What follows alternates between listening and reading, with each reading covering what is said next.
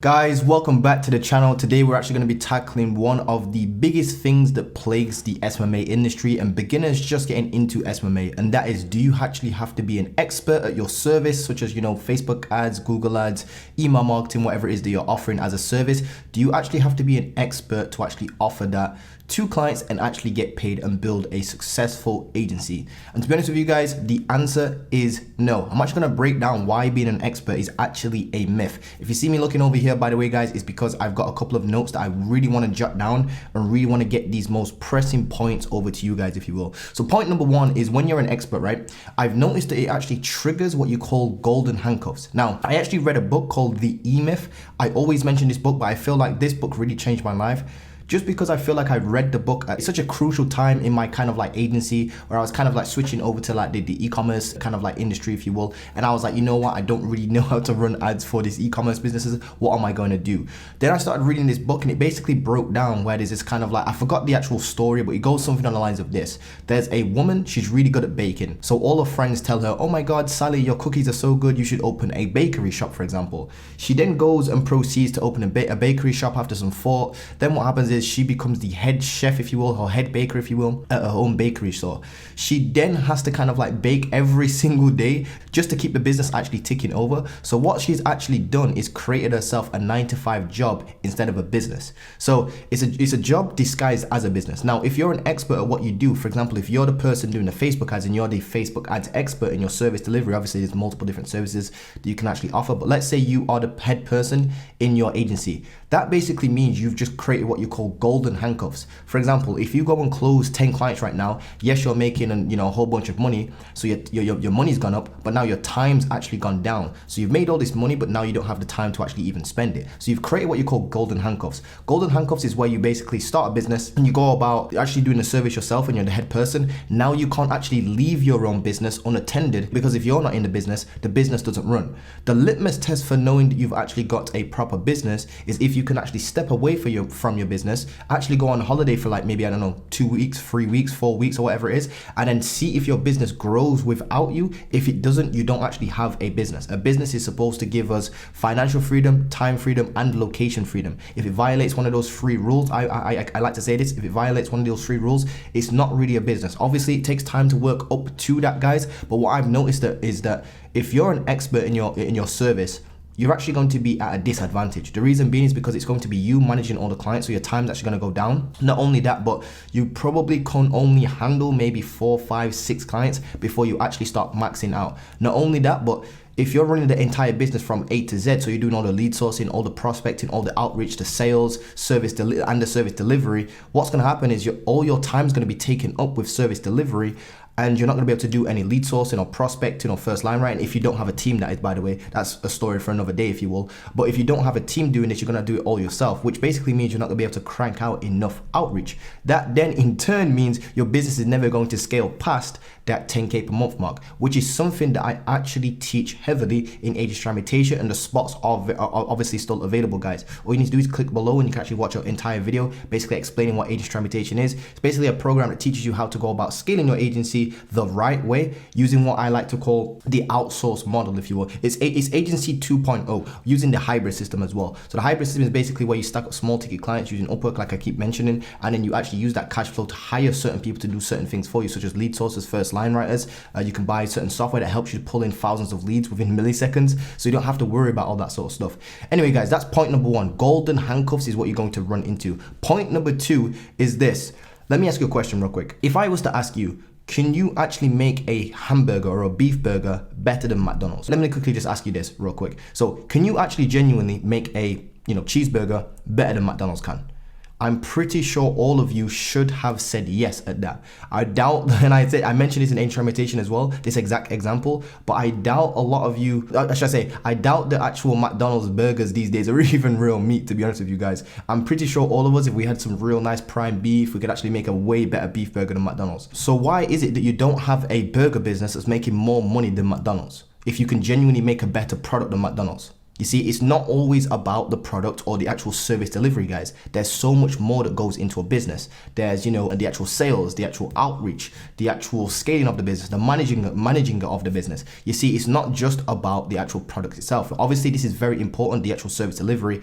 And I know there's going to be one dude in the comment section saying, oh, yes, but service delivery is important. You're going to lose clients if you don't. Yes, we all know service delivery is important, guys. I'm not saying that service delivery isn't important, getting results for your client isn't important. What I'm trying to say, though, is that there's more to a business than just being good at Facebook ads. For example, think about Apple. Think about Amazon, all the big businesses, Tesla, that sort of stuff. So think about the really big companies. Now think of the CEOs of those companies. Do you see Tim Cook on his, with gloves on creating the iPhone?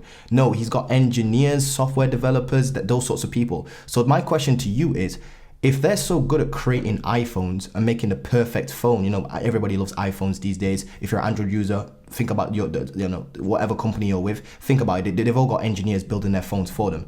If they're actually so good, if these engineers, the head engineer, if you will, the head designer at Apple, if he's so good at creating, mobile phones, let's even go a tier up, a hierarchy up, if you will. Let's take the actual product designer at Apple. If they're so good at actually creating their own iPhones and stuff like that, why is it that they don't have their own company? In fact, I believe there's actually a case study where Johnny Ive is one of the lead designers at Apple. I believe he actually went on to try and create his own phone company, and he actually flopped. So there you go. There's proof right there. If you actually Google right now, this has just come up to my head, just literally shot in my head right now. It's actually a good example. But if you actually Google Johnny Ive, he actually left Apple, and I believe he actually tried to start his own mobile phone company, but it actually just completely flopped, I believe. Don't quote me on that. I think it was Johnny Ive, but I think that's actually a true case study.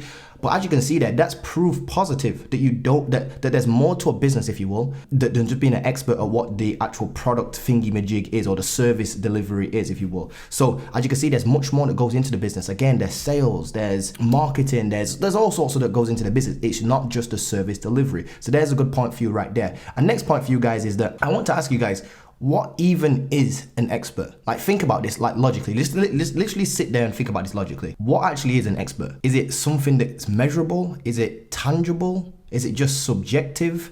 Do you get a certificate for it? Like, nobody comes around to your business and says, hey, Montel, you're now a certified Facebook ads expert. You can charge $2,000 now. You can't charge more than that because you need to get the next level of certificate. Like, nobody comes around and gives you like a little special badge that says you're an expert, unless you go on. In fact, you actually have to go and buy these certificates. In fact, I think there's actually the Facebook ad blueprint, I think it's called, something like that. Don't quote me on that. But there's actually a certificate that you can actually get from Facebook themselves, but you actually have to buy it, basically. You have to buy it and then take a little test, if you will. I've heard that the test is actually quite easy, like anybody can do it. It's just more about just paying for it, because the knowledge in there is just basic, basically.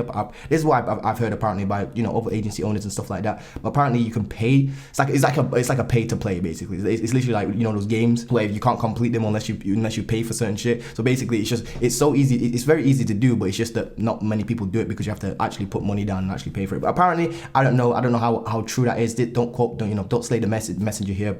But as I was saying, guys, what actually is an expert when you actually think about it? Are you born an expert? Are you given the title by somebody, or do you give the title yourselves? Think about those pizza shops, for example, that say that they've got like the #1 pizza in the world. Are they telling the truth? Are they lying? Who was the first expert? Just think about all these questions. Who was the first expert at Facebook ads, for example? And who coined them the first expert at Facebook ads? Who allowed them? So imagine it's like the chicken or the egg scenario. Which one came first, the chicken or the egg? So who was the first expert at Facebook ads? Did they name themselves an expert, or was it their clients that named them an expert? And if it was their clients, why did they have the authority to give this person the title of Facebook ad expert if they're not a Facebook ads themselves? How is that possible? So it's almost like a catch-22. It's like which came first, the chicken or the egg, basically, is what I'm trying to say. Now, again, what you can actually do instead of becoming an expert, because what a lot of people do is and again, everybody wants to start a social media marketing agency. Well, everybody that does, I should actually say that.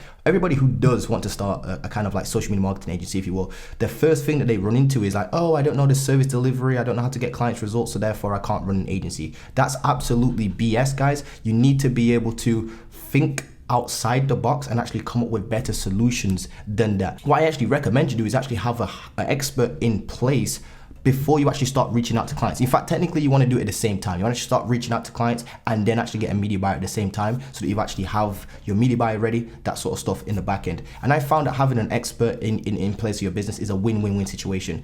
It's a win situation for you because obviously when you close clients, now you can actually outsource the work and free up your time. So now you've got time freedom and you've got more financial freedom and more location freedom.